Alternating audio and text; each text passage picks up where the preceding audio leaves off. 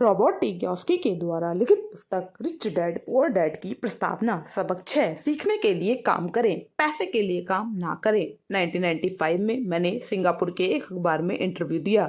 युवा महिला रिपोर्टर समय पर आ गई और इंटरव्यू तत्काल शुरू हो गया। हम एक आलीशान होटल की लॉबी में कॉफी की चुस्कियां लगा रहे थे और मेरी सिंगापुर यात्रा के उद्देश्य पर चर्चा कर रहे थे। मैं प्लेटफॉर्म पर जिग जिगलर के साथ बैठने वाला था। वे प्रेरणा पर चर्चा करने वाले थे और मैं अमीरों के रहस्य पर बोलने वाला था। एक दिन मैं भी आपकी तरह बेस्ट सेलिंग लेखिका बनना चाहती हूँ, उस महिला ने कहा। मैंने उसके कई लेख पढ़े थे और मैं उनसे प्रभावित हुआ था। उसकी लेखन शैली दमदार और स्पष्ट थी। उसके लेखों में पाठकों की रुचि जगाने की क्षमता थी। आपकी शैली बहुत बढ़िया है, मैंने जवाब में कहा। कौन सी चीज आपको अपने सपनों को हकीकत में बदलने से रोक रही है? मेरा काम कहीं का कहीं जाता है, उसने शांतिपूर्वक कहा। हर आदमी कहता है कि मेरे उपन्यास बढ़िया हैं, परंतु कुछ नहीं होता, इसलिए मैं अखबार के लिए काम कर रही हूँ। कम से कम इससे मेरा खर्च तो चल जाता है। क्या आप इस बारे में कोई सुझाव देना चाहेंगे? हाँ बिल्कुल, मैंने उत्साह से कहा। सिंगापुर में मेरा दोस्त है, वह एक स्कूल चलाता है जहाँ लोगों को बिक्री संबंधी प्रशिक्षण दिया जाता है। वह सिंगापुर में कई चोटी के कॉर्पोरेशंस के लिए सेल्स ट्रेनिंग कोर्स चलाता है और मैं समझता हूँ कि उसके कोर्स में शामिल होने से आपका करियर बहुत ज्यादा विकसित हो जाएगा। उसका शरीर सख्त हो गया। आप यह कहना चाहते हैं कि बिक्री सीखने के लिए मुझे स्कूल जाना पड़ेगा? मैंने सहमति में सिर हिलाया। आप सचमुच ऐसा कह रहे हैं या मजाक कर रहे हैं? एक बार फिर मैंने सहमति में सिर हिलाया। इसमें गलत ही क्या है?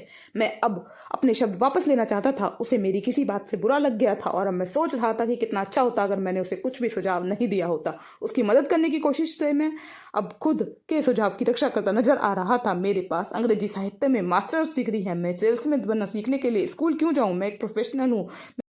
मैं एक प्रोफेशन में प्रशिक्षित होने के लिए स्कूल गई थी ताकि मुझे सेल्समैन ना बनना पड़े। मैं सेल्समैनों से नफरत करती हूँ, उन्हें केवल पैसा चाहिए होता है। तो आप मुझे बताइए कि मैं सेल्स का अध्ययन क्यों करूं? अब वह अपना ब्रीफकेस ताकत से बंद कर रही थी। इंटरव्यू खत्म हो गया था। कॉफी टेबल पर मेरी एक बेस्ट सेलिंग पुस्तक रखी हुई थी। मैंने उसे उठाया और एक महिला द्वारा लिखे गए नोट्स को भी अपने दूसरे हाथ में रखा। क्या आप इसे देख सकती है? मैंने उसके नोट्स की तरफ इशारा किया। उसके अपने नोट्स पर नजर डाली। क्या? उसने उलझन में कहा।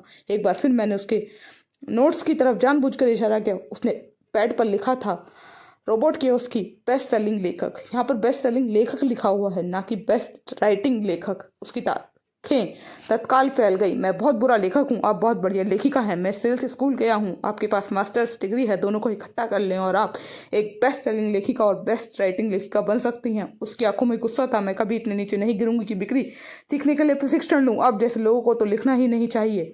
मैं एक प्रोफेशनल लेखिका हूँ और आप एक सेल्समैन हैं, यह सही नहीं है। उसने अपने बाकी के नोट्स भी समेट लिए और वह सिंगापुर की उस नम सुबह में तेजी से बाहर चली गई। कम से कम उसने अगले दिन मुझे एक अच्छा कवरेज दिया।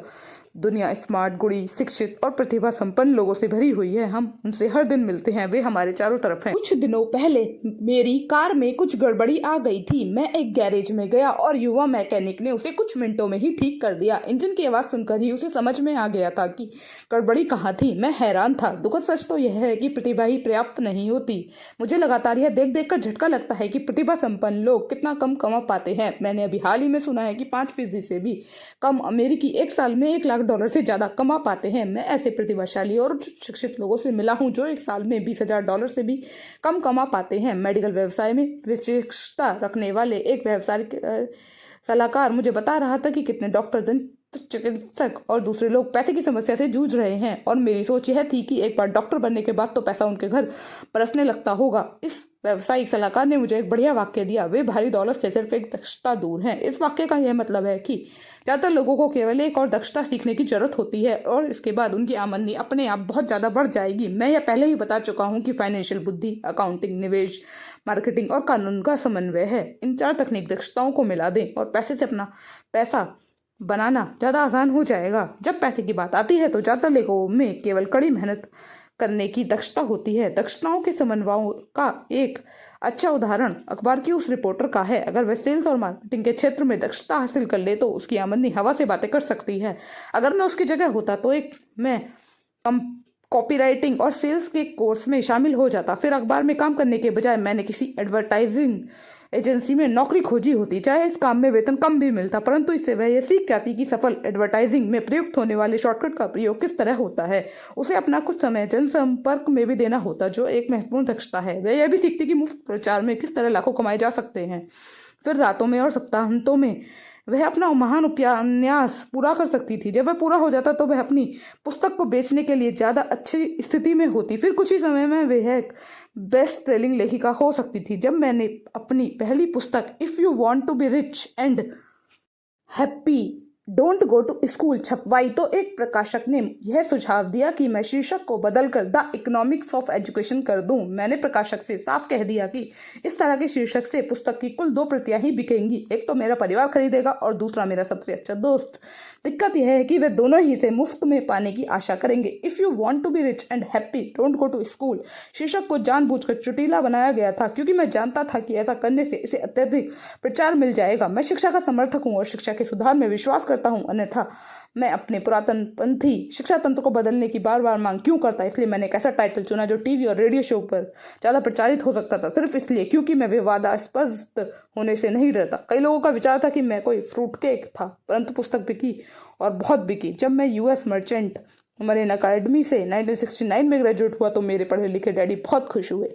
स्टैंडर्ड ऑयल ऑफ कैलिफोर्निया ने मुझे अपने ऑयल टैंकर फ्लीट में काम दे दिया। मैं 3rd में था और हालांकि मेरी तनख्वाह मेरे सहपाठियों की तुलना में कम थी, परंतु कॉलेज के बाद पहले काम के हिसाब से ठीक थी। मेरी शुरुआती तनख्वाह $42,000 प्रति वर्ष थी, जिसमें ओवर टाइम भी शामिल था और मुझे केवल 7 महीने काम करना पड़ता था। बाकी के 5 महीने मेरी छुट्टियां होती थी। अगर मैं चाहता तो मैं एक सहायक शिपिंग कंपनी के साथ वियतनाम जा सकता था और अपनी 5 महीने की छुट्टियों के बदले में अपनी तनख्वाह दुगनी कर सकता था। मेरे सामने एक बहुत बढ़िया करियर था, परंतु मैंने 6 महीने बाद ही इस्तीफा दे दिया और मरीन कॉर्प्स में भर्ती हो गया ताकि मैं हवाई जहाज उड़ाना सीख सकूं। मेरे पढ़े लिखे डैडी का दिल टूट गया। मेरे डैडी ने मुझे बधाइयाँ दी। स्कूल और नौकरी में विशेषज्ञता का विचार एक लोकप्रिय विचार है, यानी कि ज़्यादा धन कमाने के लिए या प्रमोशन हासिल करने के लिए आपको विशेषज्ञता हासिल करने की जरूरत है। इसलिए मेडिकल डॉक्टर्स तत्काल बाल रोग विशेषज्ञ या अस्थि रोग विशेषज्ञ जैसी विशेषज्ञता हासिल करने में जुट जाते हैं। यही अकाउंटेंट्स, आर्किटेक्ट्स, वकीलों, पायलटों और बाकी लोगों के बारे में सही है।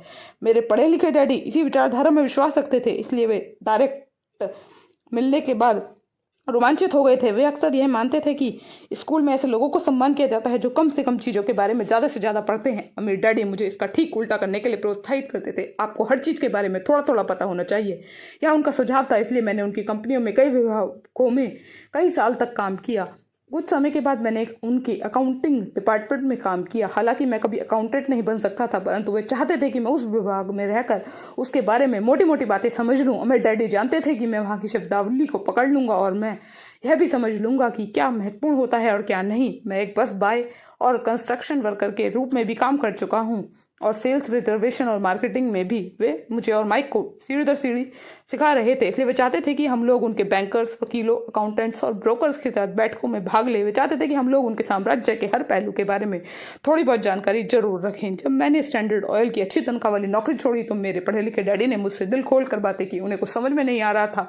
वे मेरे निर्णय के पीछे के कारण को नहीं समझ पा रहे थे, क्योंकि जिस नौकरी से मैंने इस्तीफा दिया था उसमें तनख्वाह बहुत अच्छी थी, फायदे बहुत थे, खाली समय भी बहुत मिलता था और प्रमोशन के बहुत अच्छे अवसर थे। जब एक शाम को उन्होंने मुझसे पूछा तुमने नौकरी क्यों छोड़ दी, तो मैं लाख कोशिश करने के बाद भी मुझे उनका कारण नहीं समझा सका। मेरे तर्क उनके तर्क के दायरे में फिट नहीं हो पा रहे थे। समस्या यह थी कि मेरा तर्क मेरे अमीर डैडी का तर्क था। मेरे पढ़े लिखे डैडी के लिए नौकरी की सुरक्षा ही सब कुछ थी, मेरे अमीर डैडी के लिए सीखना ही सब कुछ था। पढ़े लिखे डैडी का विचार था कि मैं शिप का ऑफिसर बनने की शिक्षा ग्रहण करने के लिए स्कूल गया था। अमीर डैडी जानते थे कि मैं अंतर्राष्ट्रीय व्यापार करने के लिए अध्ययन के लिए स्कूल गया था। तो एक विद्यार्थी की तरह मैं सुदूर पूर्व और साउथ पैसिफिक जाने वाले जहाजों पर, बड़े फ्रेटर्स और पर ऑयल टैंकरों और यात्री जहाजों पर काम करता रहा। मेरे डैडी इस बात पर जोर देते थे कि मैं यूरोप की तरफ जाने वाले जहाजों के बजाय प्रशांत महासागर पर अपना ध्यान केंद्रित करूं, क्योंकि भविष्य के देश एशिया में है, यूरोप में नहीं। जबकि मेरे ज्यादातर सहपाठी, जिनमें माइक भी शामिल था, अपने घरों पर पार्टी और मौज मस्ती करते थे। तब मैं Japan, Taiwan, Thailand, Singapore, Hong Kong, Vietnam,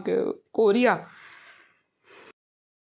और फिलीपींस में व्यवसाय, लोगों, बिजनेस की शैलियों और संस्कृतियों का अध्ययन करता था। मैं भी पार्टी कर रहा होता था, परंतु अपने घर पर नहीं। मेरा ज्ञान बहुत तेजी से बढ़ रहा था। पढ़े लिखे डैडी कभी नहीं समझ सके कि मैंने यह नौकरी क्यों छोड़ी और इसके बाद मरीन क्रॉप्स में क्यों शामिल हुआ। मैंने उन्हें बता दिया कि मैं जहाज उड़ाना सीखना चाहता हूँ, परंतु मैं वास्तव में ट्रुप का नेता बनना सीखना चाहता था। मेरे अमीर डैडी ने मुझे बता रखा था कि कंपनी चलाने का सबसे कठिन काम था लोगों से काम लेना। उन्होंने 3 साल तक सेना में काम किया था।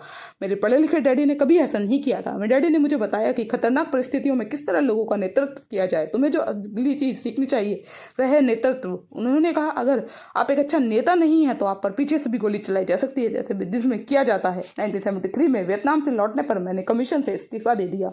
हालांकि मैं हवाई जहाज उड़ाना पसंद करता था। मैं जेरोक्स कंपनी में काम करने लगा। मैंने इसमें एक वजह से नौकरी की थी और नौकरी के फायदे वह वजह नहीं थी। मैं एक शर्मीला आदमी था और बिक्री का विचार मुझे दुनिया का सबसे डरावना विषय लगता था। जेरोक्स अमेरिका में सेल्स ट्रेनिंग प्रोग्राम में बहुत बढ़िया कंपनी मानी जाती थी। अमीर डैडी को मुझ पर गर्व था। मेरे पढ़े लिखे डैडी को मुझ पर शर्म आती थी। एक बुद्धिजीवी होने के नाते वे सोचते थे कि सेल्समैन उनके नीचे के स्तर के होते हैं। मैंने जेरोक्स में 4 साल तक काम किया, जबकि मुझे दरवाजे खटखटाने और स्वीकार कर दिए जाने के डर से मुक्ति नहीं मिल गई। एक बार मैं विक्रय में चोटी के 5 लोगों में जग लगातार आने लगा तो मैंने एक बार फिर इस्तीफा दे दिया और आगे बढ़ गया। एक बार फिर मैंने एक अच्छी खासी कंपनी के साथ अपना बढ़िया करियर छोड़ दिया था। 1977 में मैंने अपनी पहली कंपनी खोली। हमें डैडी ने मुझे और माइक को कंपनी चलाने का प्रशिक्षण दे रखा था, तो अब मुझे उन्हें स्थापित करना ही सीखना था। मेरा पहला उत्पाद था नायलॉन और वेलक्रो का वॉलेट, जो फार ईस्ट में बनता था और समुद्री जहाज से न्यूयॉर्क में एक वेयरहाउस तक आता था। मेरी औपचारिक शिक्षा पूरी हो चुकी थी और अब मेरे पंखों की मजबूती की परीक्षा का समय आ गया था। अगर मैं अब असफल होता तो मैं दिवालिया हो गया होता। अमीर डैडी का मानना था कि 30 साल के पहले दिवालिया होना सबसे अच्छा होता है, आपके पास संभलने का मौका होता है। उनकी सलाह थी। मेरे 30वें जन्मदिन की शाम को मेरा पहला शिपमेंट कोरिया से न्यूयॉर्क के लिए रवाना हुआ। आज मैं अंतर्राष्ट्रीय स्तर पर बिजनेस करता हूं और जैसा मेरे अमीर डैडी मुझे प्रोत्साहित किया करते थे, मैं विकासशील देशों पर ध्यान केंद्रित करता हूं। आज मेरी निवेश कंपनी दक्षिण अमेरिका, एशिया, नॉर्वे और रूस में निवेश करती है। एक कहावत है, जॉब एक संक्षिप्त रूप है जस्ट ओवर ब्रोक का, और दुर्भाग्य से करोड़ों लोगों के लिए सही साबित होता है। चूंकि स्कूल यह नहीं समझाता कि फाइनेंशियल बुद्धि भी बुद्धि का ही एक रूप है, इसलिए ज्यादातर कर्मचारी या मजदूर अपने साधनों के भीतर रह रहे हैं। वे मेहनत करते हैं और अपने एक बिल चुकाते हैं। एक और डरावनी मैनेजमेंट थ्योरी है। काम करने के वाले इसलिए कड़ी मेहनत करते हैं ताकि उन्हें नौकरी से ना निकाल दिया जाए, और मालिक उन्हें केवल इतना देते हैं ताकि काम करने वाले छोड़कर न चले जाएं। और अगर आप ज्यादातर कंपनियों की तनख्वाहें देखें तो आप पाएंगे कि इस बात में थोड़ी बहुत सच्चाई तो है ही।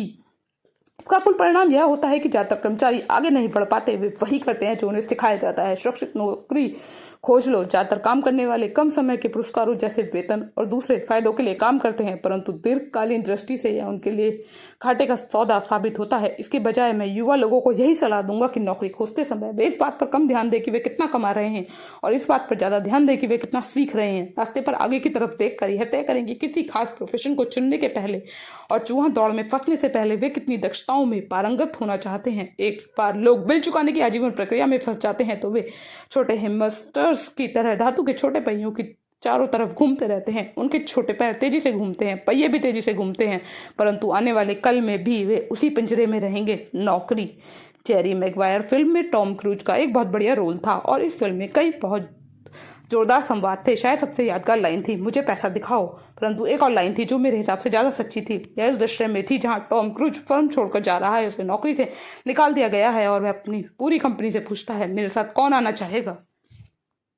और सब लोग मौन और स्तब्ध हैं। केवल एक औरत बोलती है, मैं आना तो चाहती हूँ परंतु मेरा 3 महीने में प्रमोशन होने वाला है। यह वाक्य शायद पूरी फिल्म का सबसे अच्छा वक्तव्य है। यह उस तरह का वक्तव्य है जो बिल चुकाने के लिए मेहनत करने वाले लोग हमेशा इस्तेमाल करते हैं। मैं जानता हूँ कि मेरे पढ़े लिखे डैडी हर साल तनख्वाह बढ़ने की आशा लगाए रखते थे और हर साल उन्हें निराशा होती थी, इसलिए वे फिर से स्कूल जाकर और ज्यादा योग्यताएं हासिल करते थे ताकि उन्हें एक और वेतन वृद्धि मिल सके, परंतु एक बार फिर उन्हें निराशा ही हाथ लगती थी। मैं अक्सर लोगों से यह सवाल पूछता हूँ, रोजमर्रा की यह गतिविधि आपको कहाँ ले जा रही है? छोटे हेमिस्टर की तरह लोगों को यह देखना चाहिए कि उनकी कड़ी मेहनत का नतीजा क्या निकल रहा है, उनका भविष्य कैसा होगा। अपनी पुस्तक द रिटायरमेंट मिथ में क्रॉग एस कॉर्पेल लिखते हैं, मैं एक बड़ी राष्ट्रीय पेंशन सलाहकार फर्म के मुख्यालय में गया और मैं मैनेजिंग डायरेक्टर से मिला जिसकी दक्षताएं बढ़िया रिटायरमेंट योजना तैयार करने में थी। जब मैंने उनसे पूछा कि छोटे ऑफिसों में काम करने वाले लोगों को पेंशन से कितनी आमदनी की उम्मीद करनी चाहिए तो उसने विश्वास भरी मुस्कुराहट के साथ कहा, सिल्वर बुलेट। सिल्वर बुलेट का क्या मतलब होता है? मैंने पूछा। उसने अपने कंधे उचकाए। अगर बुजुर्गों को लगता है कि बुढ़ापे में उनके पास जिंदा रहने के लिए पर्याप्त धन नहीं है तो वे अपने आप को गोली मार सकते हैं। कॉर्पोरेट इसके बाद पुराने रिटायरमेंट प्लान और ज्यादा खतरनाक नए 401 के प्लान में अंतर को स्पष्ट करते हैं। ज्यादातर काम करने वालों के लिए यह कोई सुखद तस्वीर नहीं है और यह तो हुई रिटायरमेंट की बात। जब इस तस्वीर में मेडिकल फीस और दीर्घकालीन नर्सिंग होम सुविधा को जोड़ा जाता है तो तस्वीर और ज्यादा डरावनी हो जाती है। उनकी 1995 की पुस्तक में वे बताते हैं कि नर्सिंग होम की फीस $30,000 प्रति वर्ष से बढ़कर $1,25,000 प्रति वर्ष हो गई है। वे अपने इलाके के साफ सुथरे परंतु साधारण नर्सिंग होम में गए और उन्होंने 1995 में कीमत को $88,000 पाया। आज भी समाजवादी चिकित्सक वाले देशों के कई अस्पतालों में कई बड़े फैसले लेने होते हैं, जैसे कौन जिएगा और कौन मरेगा। वह फैसले विशुद्ध रूप से इस आधार पर लेते हैं कि उनके पास कितना पैसा है और मरीज कितने वृद्ध हैं। अगर मरीज वृद्ध हैं तो वे अक्सर मेडिकल केयर को अपेक्षाकृत युवा व्यक्ति को दे देते हैं। बूढ़ा गरीब मरीज लाइन में सबसे पीछे खड़ा रहता है। तो जिस तरह अमीर लोग बेहतर शिक्षा हासिल कर सकते हैं, उसी तरह अमीर लोग अपने आप को जिंदा भी रख सकते हैं, जबकि जिनके पास दौलत नहीं है वे मर जाएंगे। तो मैं हैरान हो जाता हूँ कि क्या कर्मचारी भविष्य में देख पा रहे हैं कि या उनकी भविष्य दृष्टि केवल उनकी अगली तनख्वाह तक ही हो जाती है और वे अपने आप से कभी दूरगामी विषय के बारे में कभी सवाल क्यों नहीं करते। जब मैं ज़्यादा पैसा कमाने की इच्छा रखने वाले वयस्कों के सामने बोलता हूं तो हमेशा एक ही चीज़ की सलाह देता हूं। मैं सुझाव देता हूं कि वे अपने जीवन के बारे में एक लंबा दृष्टिकोण रखें, केवल पैसे और सुरक्षा के लिए काम करने के बजाय, जो हालांकि महत्वपूर्ण है। मैं सुझाव देता हूं कि वे एक काम और करने लगें जो उन्हें एक और दक्षता सिखा दे। अगर वे सेल्स तकनीक सीखना चाहते हैं तो अक्सर मैं उनसे किसी नेटवर्क मार्केटिंग कंपनी में शामिल हो जाने के लिए कहता हूँ, जिसे मल्टी लेवल मार्केटिंग भी कहा जाता है। इनमें से कुछ कंपनियों के प्रशिक्षण कार्यक्रम बहुत बढ़िया होते हैं, जो लोगों के मन से झिझक और असफलता का डर निकाल देते हैं, जो लोगों के असफल होने का मुख्य कारण होते हैं। लंबे समय में शिक्षा धन से ज़्यादा मूल्यवान है। जब मैं सुझाव देता हूँ कि तो लोगों को अक्सर यही प्रतिक्रिया होती है, पर इसमें बहुत ज़्यादा झंझट है और मैं केवल यही करना चाहता हूँ जिसमें मेरी रुचि है। इसमें बहुत झंझट है। के जवाब में मैं पूछता हूँ तो आप जिंदगी भर सिर्फ इसलिए काम करते रहेंगे तो आपकी आय से 50% सरकार को दे दें। दूसरे वक्तव्य में केवल वही करना चाहता हूँ जिसमें मेरी रुचि है। के जवाब में मैं कहता हूँ मैं जिम जाने में बिल्कुल रुचि नहीं रखता हूँ, परंतु मैं वहाँ इसलिए जाता हूँ ताकि मैं ज़्यादा फिट हो सकूँ और ज़्यादा समय तक जिंदा रह सकूँ। दुर्भाग्य से उस पुरानी कहावत में कुछ सच्चाई है। आप एक बूढ़े कुत्ते को नई चालबाजी नहीं सिखा सकते जब तक कोई आदमी बदलने के लिए तैयार न हो। बदलना बहुत कठिन होता है, परंतु उन लोगों के लिए जो कुछ नया सीखने के विचार से प्रेरित हो सकते हैं और दोहराए पर खड़े हैं।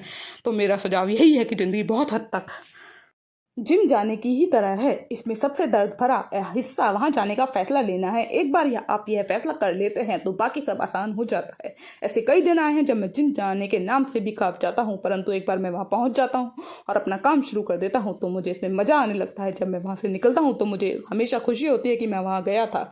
अगर आप कुछ नया सीखने के प्रति अनुत्सुक हों और उसके बजाय आप अपने क्षेत्र में बहुत विशेषता हासिल करने पर जोर देते हो, तो यह सुनिश्चित कर ले कि जिस कंपनी के लिए आप काम करते हैं वहाँ यूनियन हो। लेबर यूनियन विशेषज्ञों की रक्षा के लिए ही बनाई जाती है। मेरे पढ़े लिखे डैडी जब गवर्नर की कृपा दृष्टि से दूर हो गए तो वे हवाई में टीचर्स यूनियन के अध्यक्ष हो गए। उन्होंने मुझे बताया कि यह उनके द्वारा किया गया सबसे कठिन काम था।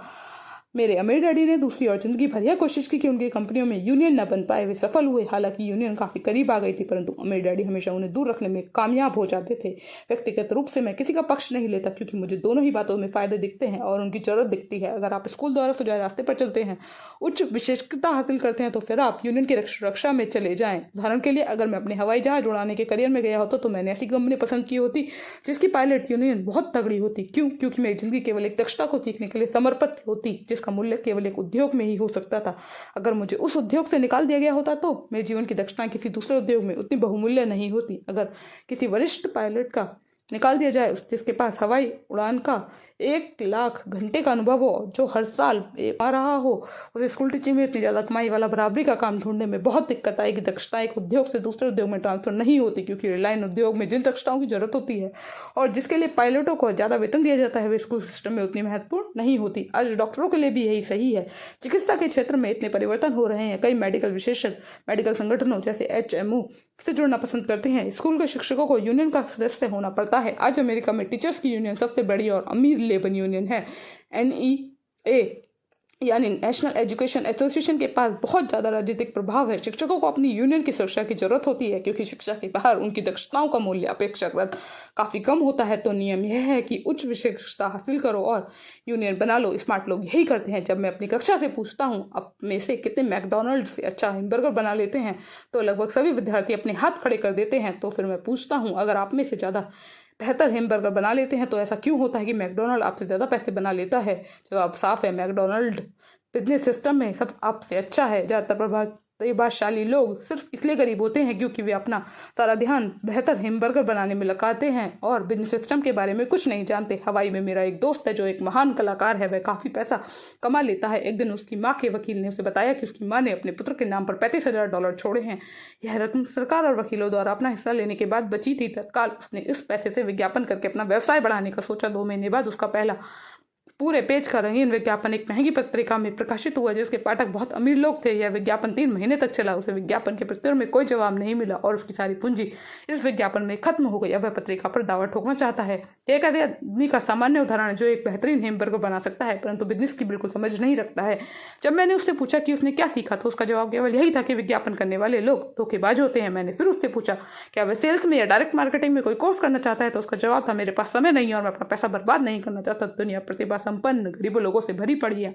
अक्सर वे या तो गरीब हैं या फिर पैसे की समस्या से जूझ रहे हैं या अपनी क्षमताओं से कम कमा रहे हैं और इसके बाद जिम्मेदार उनके ज्ञान का विषय नहीं है बल्कि उनका अज्ञान है। वह एक बेहतर हैमबर्गर बनाने की दक्षता को तो पैदा करने में ही लगे रहते हैं और हैमबर्गर को बेचने और उसे घर तक पहुंचाने की दक्षता पर बिल्कुल भी ध्यान नहीं देते हैं। शायद मैकडॉनल्ड सबसे अच्छे हैमबर्गर नहीं बनाता परंतु वे एक मूलभूत रूप से औसत हैमबर्गर को बेचने और उसे घर तक पहुंचाने में सर्वश्रेष्ठ है। गरीब डैडी चाहते थे कि मैं विशेषता हासिल करूं। उनका विचार था कि अगर मैं ऐसा करूंगा तो मुझे ज़्यादा वेतन मिलेगा। हालांकि उन्हें हवाई के गवर्नर ने साफ कह दिया था कि वे राज्य सरकार के लिए अब काम नहीं कर सकते। फिर भी मेरे पढ़े लिखे डैडी मुझे विशेषता हासिल करने के लिए प्रोत्साहित किया करते थे। पढ़े लिखे डैडी ने टीचर्स यूनियन का काम संभाल लिया था और वे उच्च शिक्षित और निपुण प्रोफेशनल्स के लिए और ज़्यादा सुरक्षा और फायदों के लिए अभियान छेड़ रहे थे। हम में इस बात पर काफ़ी बहस हुई परंतु मैं जानता हूं कि वे इस बात पर कभी सहमत नहीं हुए कि ज़्यादा विशेषता के कारण ही यूनियन के संरक्षण की जरूरत होती है। वे ये कभी नहीं समझ पाए कि आप जितनी ज़्यादा विशेषता हासिल कर लेते हैं उतनी ही ज़्यादा आप जाल में फंस जाते हैं और आप अपनी विशेषता पर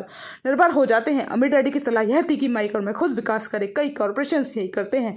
वे बिजनेस को युवा प्रतिभाशाली विद्यार्थियों को चुन लेते हैं और फिर उस आदमी की तरह विकसित करते हैं ताकि एक दिन वह कंपनी की जिम्मेदारी संभाल सके। और यह प्रतिभाशाली युवा कर्मचारी किसी एक डिपार्टमेंट में विशेषज्ञ नहीं होते। वे बिजनेस सिस्टम में के सभी पहलुओं की जानकारी लेने के लिए इस डिपार्टमेंट से उस डिपार्टमेंट तक काम करना सीखते हैं। अमीर लोग अक्सर अपने बच्चों या बच्चों को इस तरह विकसित करते हैं। ऐसा करने से उनके बच्चों को बिजनेस की पूरी प्रक्रिया अच्छी तरह समझ में आ जाती है और वह यह भी समझ जाते हैं कि किस तरह विभिन्न डिपार्टमेंट्स में तालमेल होता है। दूसरे विश्व युद्ध की पीढ़ी में एक कंपनी से दूसरी कंपनी में जाना बुरा समझा जाता था। आज इसे स्मार्ट समझा जाता है क्योंकि ज़्यादा लोग विशेषता हासिल करने के बजाय इस कंपनी को बदलकर दूसरी कंपनी में जाना पसंद करेंगे। तो क्यों ना कमाने के बजाय सीखने पर ध्यान केंद्रित किया जाए। कम समय में हो सकता है कि आपकी आमदनी कम हो परंतु लंबे समय में इससे आपको बहुत ज़्यादा फायदा होगा।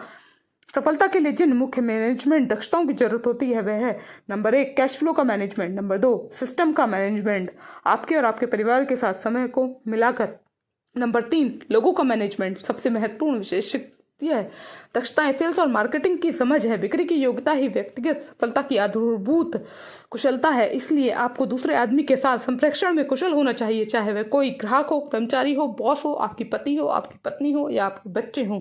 कम्युनिकेशन स्किल्स जैसे लिखना, बोलना और सौदेबाजी करना सफल जीवन के लिए बहुत जरूरी है। यह एक ऐसी कला है जिस पर मैं लगातार मेहनत करता हूँ और अपने ज्ञान को बढ़ाने के लिए पाठ्यक्रमों में भाग लेता हूँ या शैक्षणिक टेप खरीदता रहता हूँ। जैसा कि मैंने बताया, मेरे पढ़े लिखे डैडी ने जितनी ज़्यादा मेहनत की वे उतने ही ज़्यादा काबिल बने। उन्होंने जितनी ज़्यादा विशेषज्ञता हासिल की वे उतने ही ज़्यादा फंसते चले गए। हालांकि उनकी तनख्वाह बढ़ी परंतु उनके विकल्प कम होते चले गए। जब उन्हें सरकारी नौकरी से हटा दिया गया तभी उन्हें पता चला कि वे व्यवसाय की दृष्टि से कितने जोखिम में थे। यह तो उसी तरह का मामला हो गया जैसे प्रोफेशनल एथलीट को अचानक चोट लग जाए या वह खेलने के लिए ज़्यादा बूढ़ा हो जाए। उनकी ऊंची तनख्वाह वाली स्थिति चली जाती है और वे अपनी सीमित दक्षताओं के सहारे जीवन यापन करते हैं।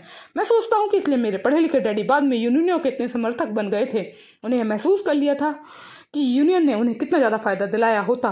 अमीर डैडी माइक और मुझे सभी चीज़ों के बारे में थोड़ी थोड़ी जानकारी रखने के लिए प्रोत्साहित करते थे। हम ऐसे लोगों के साथ काम करने के लिए प्रोत्साहित करते थे जो हम में से ज़्यादा स्मार्ट थे। वे हमसे यही चाहते थे कि हम स्मार्ट लोगों से एक टीम के रूप में काम करो। आज मैं भूतपूर्व स्कूल टीचर से मिलता हूं जो हर साल लाखों डॉलर कमा रहे हैं। वे इतना ज़्यादा इसलिए कमा रहे हैं क्योंकि उनके पास अपने क्षेत्र की विशेषज्ञ दक्षताओं के अलावा भी दक्षताएं हैं। वे सिखा भी सकते हैं और बेच भी सकते हैं और मार्केटिंग भी कर सकते हैं। बिक्री और मार्केटिंग की दक्षताएं ज़्यादातर लोगों को इसलिए कठिन लगती हैं क्योंकि इसमें नकारे जाने, अस्वीकार किए जाने का डर होता है। आज संप्रेषण, सौदेबाजी और अपने नकारे जाने के डर का सामना करने में जितने ज़्यादा आप बेहतरीन होंगे आपके लिए ज़िंदगी उतनी ही आसान होती जाएगी। जिस तरह मैंने अखबार की लेखिका को सलाह दी थी जो बेस्ट सेलिंग लेखिका बननी चाहती थी, मैं हर किसी को वही सलाह देना चाहूँगा। तकनीकी रूप से विशेषता हासिल करने के मजबूत पहलू होते हैं और कुछ कमजोर पहलू होते हैं। मेरे कुछ दोस्त हैं जो जीनियस है परंतु वे दूसरे लोगों के साथ प्रभावी ढंग से बात तक नहीं कर पाते और परिणाम स्वरूप उनकी आमदनी बहुत कम है। मैं उन्हें सलाह देता हूं कि वे 1 साल तक बिक्री की कला सीख लें, चाहे वे कुछ भी ना कमाएं परंतु उनकी कम्युनिकेशन स्किल्स सुधर जाएगी और यह अनमोल है। अच्छे सीखने वाले, बेचने वाले और मार्केटिंग करने वाले व्यक्ति होने के अलावा हमें अच्छे शिक्षक और अच्छे विद्यार्थी होने की भी जरूरत है। दरअसल अमीर होने के लिए आप में लेने के साथ ही देने की काबिलियत भी होनी चाहिए। आर्थिक या प्रोफेशनल संघर्ष के मामलों में देने और लेने में बहुधा कमी देखी गई है। मैं ऐसे कई लोगों को जानता हूं जो सिर्फ इसलिए गरीब हैं क्योंकि वे ना तो अच्छे विद्यार्थी हैं और ना ही अच्छे शिक्षक हैं। मेरे दोनों डैडी उदार थे, दोनों ने पहले देने के सिद्धांत का पालन किया था। शिक्षा देना उनके लिए देने का एक प्रकार था, जितना ज़्यादा उन्होंने दिया उतना ही ज़्यादा उन्हें मिला। पैसे देने के मामले में जरूर इन दोनों में अंतर था। मेरे अम्मी डैडी ने बहुत सा पैसा दान किया। उन्होंने अपने चर्च को दान दिया, समाज सेवी संस्थाओं को दान दिया, अपने फाउंडेशन को दान दिया। वे जानते थे कि पैसा हासिल करने के लिए पैसा दान देना होता है। पैसा देना ज़्यादातर अमीर परिवारों का रहस्य है। इसलिए रॉकफेलर फाउंडेशन और फोर्ड फाउंडेशन जैसे संगठन काम कर रहे हैं। संगठन उनकी संपत्ति को लेते हैं, उसे बढ़ाते हैं, लगातार देते रहते हैं। मेरे पढ़े लिखे डैडी हमेशा कहा करते थे, जब मेरे पास अतिरिक्त पैसा होगा तो मैं उसे दान में दे दूंगा। समस्या यह थी कि उनके पास कभी अतिरिक्त पैसा आया ही नहीं। इसलिए वे ज़्यादा पैसा कमाने के लिए ज़्यादा मेहनत करते रहे और पैसे के लिए सबसे महत्वपूर्ण नियम को भूल गए। दो और आपको मिल जाएगा, इसके लिए बचाए वे यकीन करते थे, लो और फिर दो। निष्कर्ष मैं यही कहना चाहता हूँ कि मुझ पर दोनों ही डैडियों की छाप थी। मेरा एक हिस्सा कट्टर पूंजीपति का था जो पैसे से पैसा कमाने के खेल से प्रेम करता है। मेरा दूसरा हिस्सा एक सामाजिक रूप से जिम्मेदार शिक्षक का था जो गरीबों और अमीरों के बीच बढ़ती आर्थिक खाई से बहुत ज़्यादा चिंतित था। मैं इस बढ़ती हुई खाई के लिए मूल रूप से दकियानूसी शिक्षा तंत्र को जिम्मेदार मानता हूँ। Thanks for watching. अगर आप भी यह बुक लेना चाहते हैं तो इसका लिंक डिस्क्रिप्शन बॉक्स में है, आप वहाँ से जाकर ले सकते हैं।